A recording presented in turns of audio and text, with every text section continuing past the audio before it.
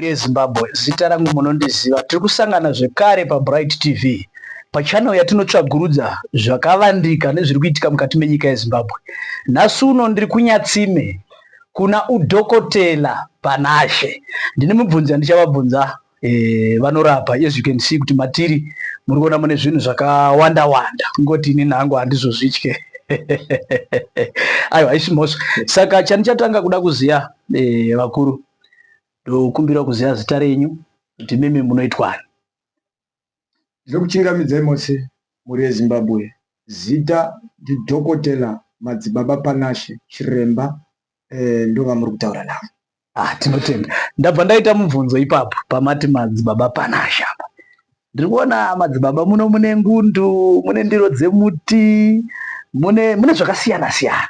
Asi ndanzwa muri kuti madzibaba. Saka ndinoziva kuti muri n'anga, muri svikiro, muri madzibaba, muri chii chaizvo. Vaisa mubvunzo wakanaka ipapo. Inini ndiri kwese. Alright. Handina pandinoti apa handipo. Kwese ndiriko. Ndo mashandiro angu andoita. Yeah. Apa pane mubvunzo wauya muchandiregerera. Inini ndinobvunza mibvunzo yakanyanya. Saka kureva kuti munhu akauya achida kubatsirwa zvekumasowe munopfeka futi gemenzi. Ndizvo chaizvo. Motovhura munamato mowana munamato ndochowana kutomunamatira. Alright. Saka imimi amushandise mushonga here pabasa renyu ramunoita here, especially pakurapa vanhu kwamune muchiita munorapa zvirwere zvakaita sei imimi zvekuti marapiro amunoita munogona kutopedza here chirwere chinetsa vanhu chiya chinonzi AIDS? KuAIDS hangu handisati ndasvika. Handikwanise kurapa AIDS, asi zvimwe zvese ndokwanisa kurapa. Mishonga ndinobata ndinoseenzesa mishonga ndofunga muri ngozviona. Mishonga ndosenzesa. Alright. Ndikumbirawo kuziya tisati ndaenda kuri vari pasaidi penyu apa kuti vanonzani. Vari pasaidi pangu ava regai tiite kuti vazvitaurire vega sezvo varipo kudai. Ndizvozvo. Aiwa, makadii muri yeZimbabwe. Zita rangu inini Madzibaba Endipai. Kufamba naDr. Sekuru Panashe tiri mukati medare renzvimbo yeZimbabwe. Tinotenda.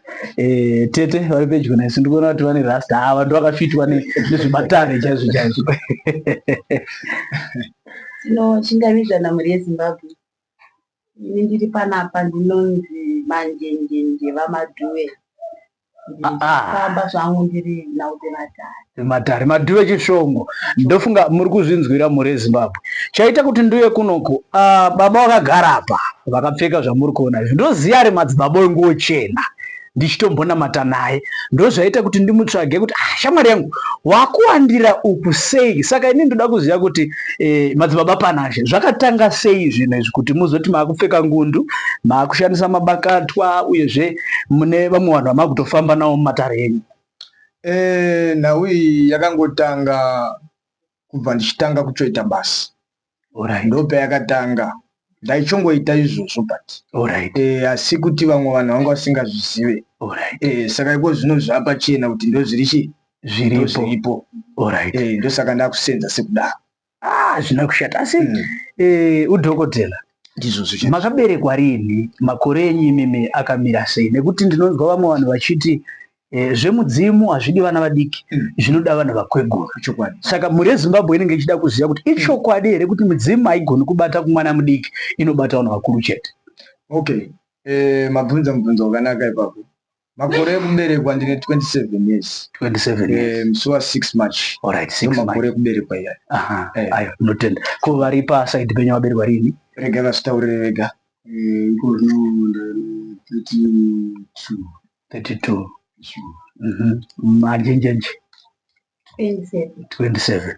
Ayo, chinhu chakanaka kuti ndinemi nhasi ndofunga muri yeZimbabwe ichanzwa zvakawanda uyezve vachadzidza zvakawanda. Nai Manjenjenje, chii chakaita kuti ude kupinda zvematare uregere kuenda kuchechi kunonamata kuti Mwari ndibatsirei paupenyu hwandinawo, asi wakasarudza kuti inini rega ndiende kunoita zvematare? Maitei kuti nditange kuteedza zvematare izvi ndingati mukukura kwandakaita ndakangokura murudzi rwedu muchiitwa zvematare kwachiota. Saka ndakazombobuda imomo ndobva ndatanga kuita zvekunamata, asi ndaiti ndikaenda kunonamata zvinhu zvangu zvanga zvisingandifanire zvakanaka, urwere hwaiwanda. asi ndikaidzokera kumatare urwere zvese kunyange mari chaiyo kutoshandisa inotobva yatanga kuwanika. Saka ndo zvakazongoita kuti tizosangana semasanganiro atakaita tobva tatanga kushanda mashandiro achikuita kuti zvatanga kufamba zvakanaka. Alright. Asi vamwe vanotaura vachiti Satani anoita kuti uwane mari futi, asi kwa Mwari zvinoita kuti zvinonoke kuti munhu uwane mari. Saka imimi amuone here kuti nguva munogona kunge muri kutotera Satani imimi muchiti ndikutoita zvinhu chaizvo? Handione sekudaro nekuti tinotaura kuti mudzimu uyu unobva kuna Mwari. Alright. Ngirozi dzinobva kuna Mwari. Saka zvese zvinhu zvosangana zvinhu zvese zvinosangana kuna Mwari. Saka isusu tinongoteera, ini ndoteera mateerero andirongonzwa kuti hana yangu iri kurovera apa, ndisingaite zvinhu zvokuti ndimanikidzire mwoyo wangu kuenda kurovedzera hana yangu. Alright. Mazvinzwira muri Zimbabwe zvanzi naTete, mudzimu unobva muna Mwari. Kureva kuti mudzimu naMwari chinhu chimwe chete. Ndabva ndarangarira vakuru vedu vachiti vaipira mudzimu, asi kwekupedzisira vaizonoti motisvitirawo kunani? Kuna Musikavanhu. Aiwa, chinhu chakanaka. Baba Panashe, Jesus.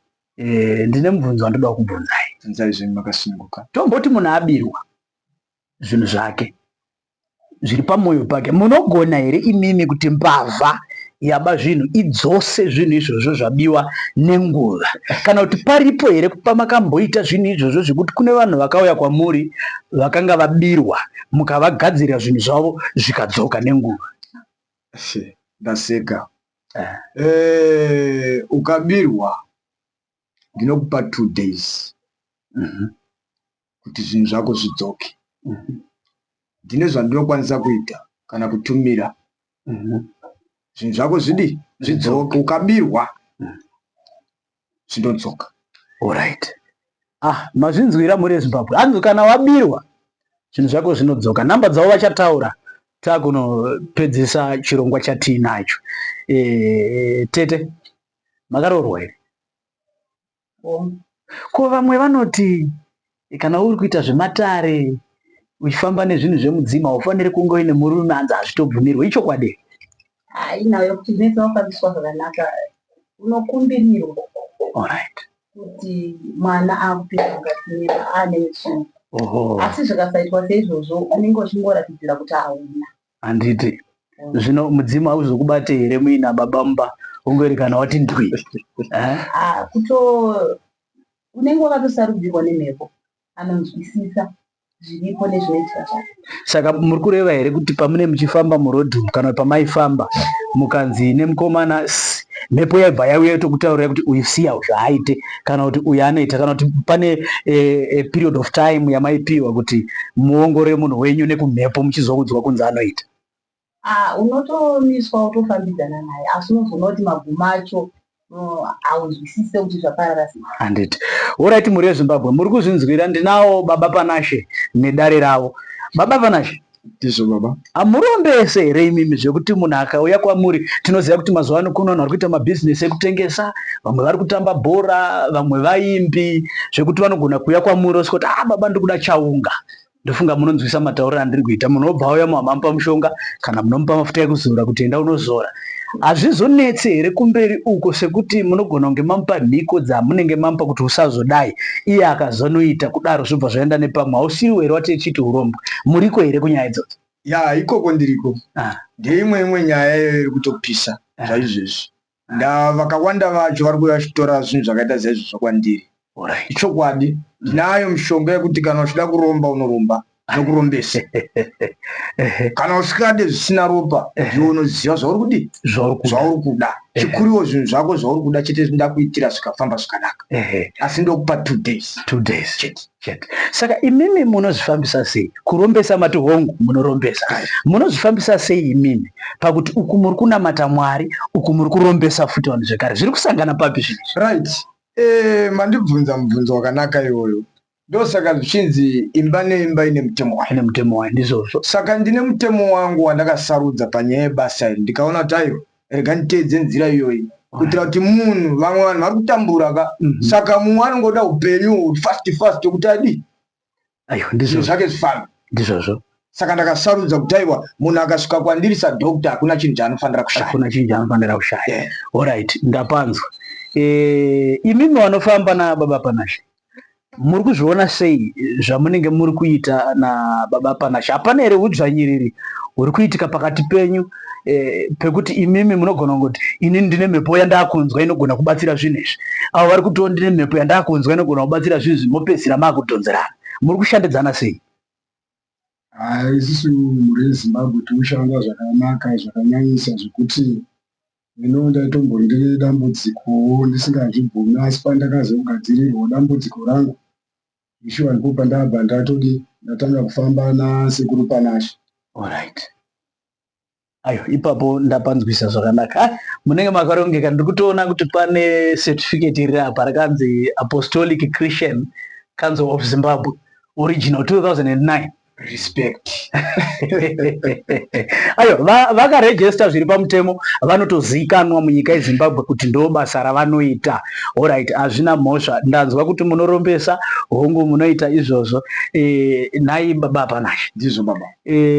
Ndakaona imwe nyaya ndakasangana nayo chinzi handichazive kuti ndekwaMutogwe here kana ndekupi, zvainzi udhokotela pane basa ravaita, vanhu vakaramba kuti hatina zvikwamba, asi shopu yakazoonekwa yakubvira yega. Chii chakanga chaitika? Hamuna here vakomana vamakanga muinawo vakaenda vakanobvirisa shopu kuti vanhu vabhilivhe kuti ayo munonzwa mhepo chaiyo?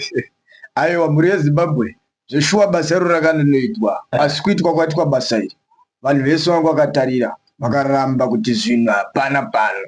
Tikaita mhiko dzedu dzatakaita ipapo tichisumuka kubva mumusha imomo kwakachena, masikati machena, imba yakabva yasara chidi ichingandumwa kutsva dzese kureva kuti yakapiswa nezvikwambo. Right, ndo zvakaitika bhosi takamutsa kazvanga zviri here zvavakarambira izvi ndobva zvapisa musha. Zvina kushata. Ya, muri yeZimbabwe zvino kachikamadza zviri pano. Baba Panashe vari kutaura kuti zvese vanoita, muzita raTenzi vanoita, muzita rasekuru vanoita zvekare. Zvino Baba Panashe, panyaya dzekubhadharisa apa munozvifambisa sei? Munonzi kwana sekuru ndakanzwa uchinzi kuna anonzi makwati. Chokwadi. Saka kureva kuti kana muchiita zvanasekuru pane makwati anofanira kubviswa, handiti? Asi kana makapfeka gemenzi, nekuti takanzwa kumashure kuchinzi mukaona muprofita akubhadharisa mweya hachisina. Saka imimi munopafambisa sei pakuti kunoku pakauya matare vachiombera kudai panobviswa mari, pakauya vekumasowe hamubhadharisi? Ichokwadi here kuti munoenzanisa zvinhu izvi? Ipapo handingagona kupokana napo. Asi maitiro angu andinoita inini zvakafanana nenhamba dzandichaisa. Vanoenda kuWhatsApp kwangu inini vochotanga kuchopinda message ukatanga kuWhatsApp kuti welcome to Madzibaba Panashe chiudhokotera, handiti?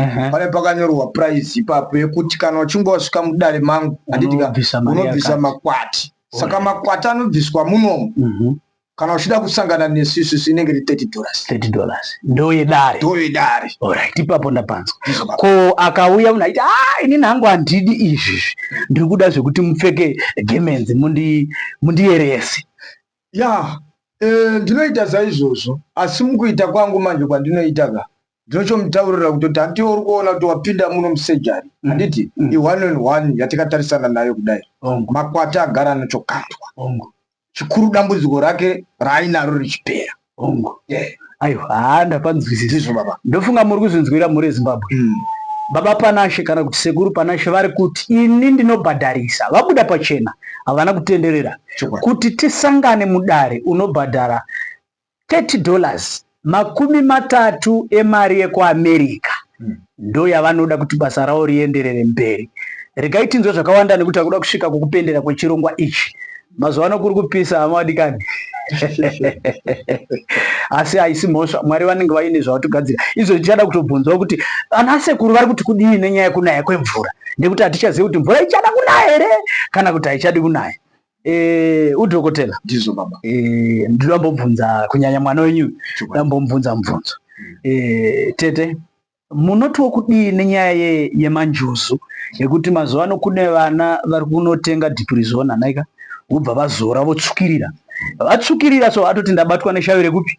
Rekumvura. Unotoona chienda kumvura nemawaini, vari kuenda neraisi, vari kuenda nechichi ikoko. Munoti kudii nenyaya iyoyo? Last time ndakambonzwa zvishinzi munomushitungwiza anzi kumayambara uko kune dhemu ririko.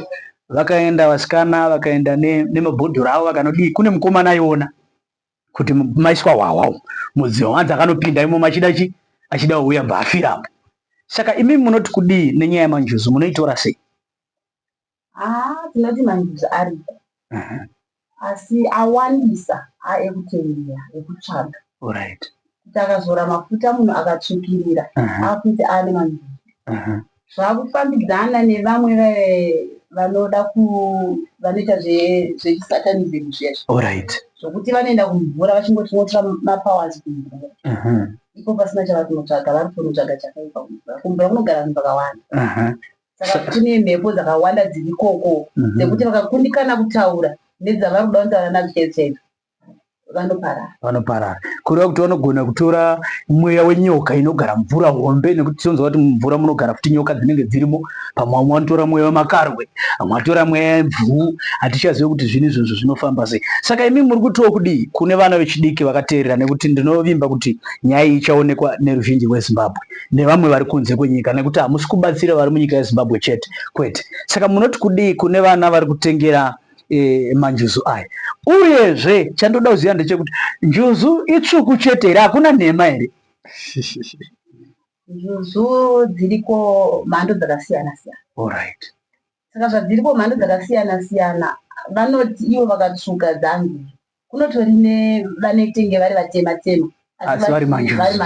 Alright. Vatsvuku vacho zvazvino havasisiri manjuzu. Nokuti vakuda zita rekuti ndinongonzi manjuzu nekuti akatsvuka. Alright. Kune mweya yevafi yevarungu vanofa vopiswa voiswa mukati nemvura. Mhepo idzodzo ndo dzimwe dzinofamba futi nemvura dzouya. Pavanoenda vachida kunotsvaga kuti kutsvaga simba, vanosanganawo nemunhu akatofa achitewo chifambi kunyika yangari. Asvika imomo anosangana neizvozvo, iye oti ndakagadzirawo manjuzu angu, iye atogarwa nemhepo inekwa yakatobvawo yaitopindawo munzvimbo dzisina kunaka. Mazvinzwira muri Zimbabwe zviri kunzi kuvarungu vamwe vanofa havavigani, vanopisana, vapisana dota iroro rinoraswa mumvura. Mweya yavo iyoyo iri kunzi inenge ichitenderera futi mumvura imomo. Saka urombo kuna vanhu vari kuenda kunoomberera kumvura vasina chavanzwa. Imwe nguva kune mweya waketi uri mumvura mupi, uri mumvura imomo, unobva wabatawo pauri kana uchinge wakuchiva. Aiwa, tazvinzwira mhuri yeZimbabwe. Ndouya kwamuri dhokotera. Munogona here imimi kuti murume anouya oswoti baba mukadzi wangu handisi kumunzwisa mafambiro ari kuita, ndoda kuzvionera, kana kuti mundisiro runonzi rwinyoka? Zviriko here zvinhu zviya zviya, uyezve hakusi kuroya here?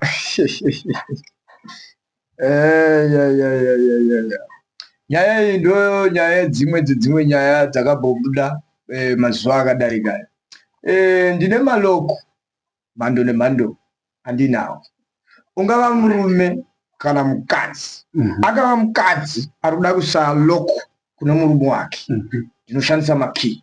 Angava murume ari kuda kuita izvozvo kune mudzimai, ndinoshandisa makii. Ndokupa zvandokupa zvatoshanda. Ameno zvenyu muri Zimbabwe kune varume nevakadzi vari kuita chifambi kunze kugutsikanai. Dhokotela vanopedza. Unowanikwa uri pamukadzi wemunhu kana kuti pamurume wemunhu. Tinonyarirepi? Aiwa, zvaka dhokotela, ndizvo baba. Ndakuda kubvunza mibvunzo kupedzisira tichiita tichizarira. Ndiri kuona munomu mune tsvimbo ishi ine muchinjikwa iri kuratidza kuti yakameduka kumwe kwacho kunoko. Tsvimbo iyi inoita basa rei? Tsvimbo iyi kana tichinge tichiisenzesa nedzimwe dzenguva tikapinda mumisha yevanhu ine mabatsiriro aya ainotiita, especially zvakafanana nekuti tapinda mumusha uno urombo wauya pane zvinhu zvinenge zvichida kubiswa ipapo, handiti? Saka tinogona kuitora tsvimbo iyoyi toibata, kumeduka kwayo ine zvainorova. Saka muruti munobata zvikwambo futi? Ndinotobata futi. Ndinotobata. Saka tikuti kune vai vakaromba vakuti inini chikwambo handichadi, dhokotela vari pano vachasiya namba dzavo, munotaura navo, vanogona kunobata zvikwambo. Zvabva zvandifungidzisa imwe nyaya. Pane murume aiti akadhiraivha gonyeti. Adhiraivha gonyeti ane zvaakasangana nazvo, akazotumirwa mabhanana nehuku imwe chete.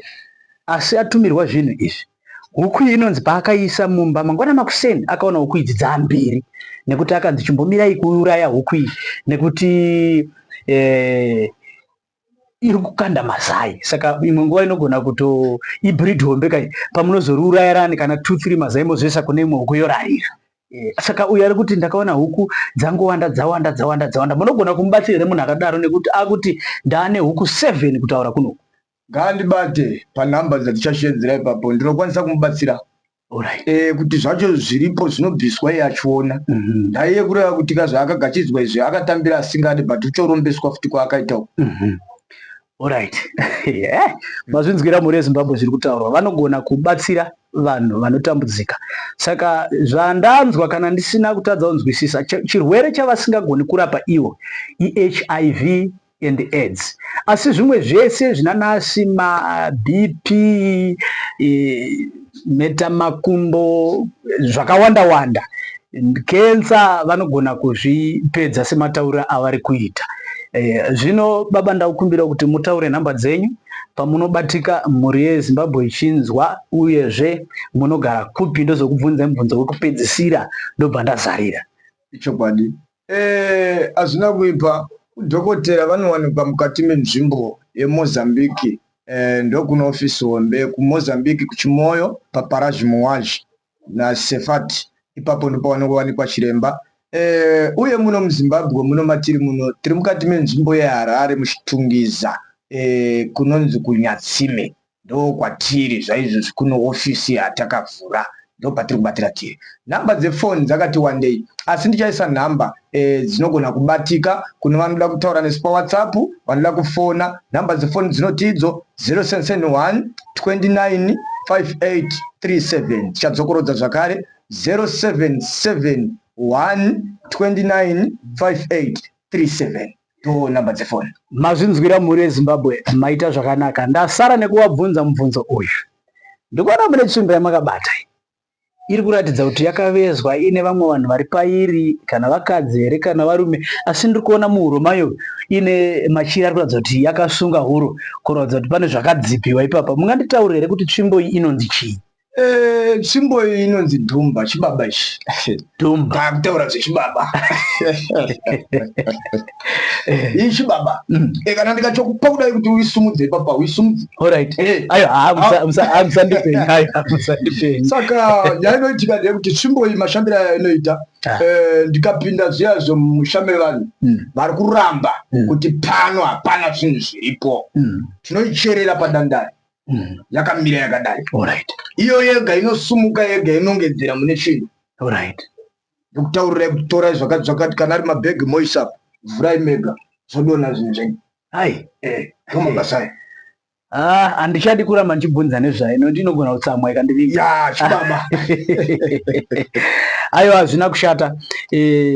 Ndakukumbirawo kune mhuri yasekuru Panashe kana kuti madzibaba Panashe, mashoko ekupedzisira amungaudze mhuri yeZimbabwe. Munoda kuvasiyira mashoko ekuti kudii? Pamusoro wemhuri yeZimbabwe, mashoko andinoda kusiyira kune vese vane matambudziko, batai panhamba idzodzi dzataurwa nasekuru Panashe. Matambudziko enyu anopera mazuva 2. Tine kupupura kwatinoita, uyai vari kunetseka mbereko everything, matambudziko ese. Svikai makasimuka muabate, vanowanika chero nguva yavanowanika. Saka ndotenda hangu mhuri yeZimbabwe. Tete, sai mashoko kumhuri yeZimbabwe. Kumhuri yeZimbabwe ndinongosiya mashoko bedzi ekuti ngatisanganei nekupona. Chauya chiremba udhokotera madzibaba Panashe, vari kurapa zvokuti vane matambudziko ari kupera ne2 days. Kana nesu tave nematambudziko atati nawo, kuti titozosangana nawo tisange kufamba nawo, tave nematambudziko atakabatsirwa ne2 days. Saka izvi ndine upupuri, ndingori mhupuri yekutaura bedzi kuti zvavanoita vakakuudza kuti mazuva aya ita zvava kuti uite, ushandise nemazvo, usapotse zvinhu zvako, unodzoka une mhenduro pa2 days unenge wadzoka kuna madzibaba Panashe. Mashoko makukutu ari kutaurwa aya, ndabva ndafunga maichisamba wachiti chatsuka chikakwata. Ndinokutendai mhuri yeZimbabwe pakutarisa kwamakaita chirongwa chandandinacho zuva ranhasi. Ndiri muno muchitungwiza kunyatsime kwandauya kuzoona udhokotela Madzibaba Panashe. Vataura ivo vakati matambudziko ese vanopedza kunze kwe-HIV and AIDS ndo dambudziko ravasingagoni kupedza pamunhu. Asi ndinoti go and subscribe to Bright TV. But before you do that, tanga wasubscribe kuna Jesu Ishe Mponesi, ndiye muvambi nemukwanisi wazvose. Baba Panashe tichienda hedu. Sekuru vari kutiwo kudii nenyaya yemvura nekuti anzwa kuti mudzimu uri padhuze naMwari. Mapisi ari kuita zuva baba muri kuaona sei? Kwapisa. Aiwa mvura iriko. Mvura iriko. Iriko. Handiti inoturuka manje. Aiwa tinotenda. Ndonzwa mashoko makukutu. Aiwa ndanga ndichitandara nemimhuri yeZimbabwe. Sarai zvakanaka. Musakanganwe kusubscribe sekutaura kwandaita. I'm out. Just stop.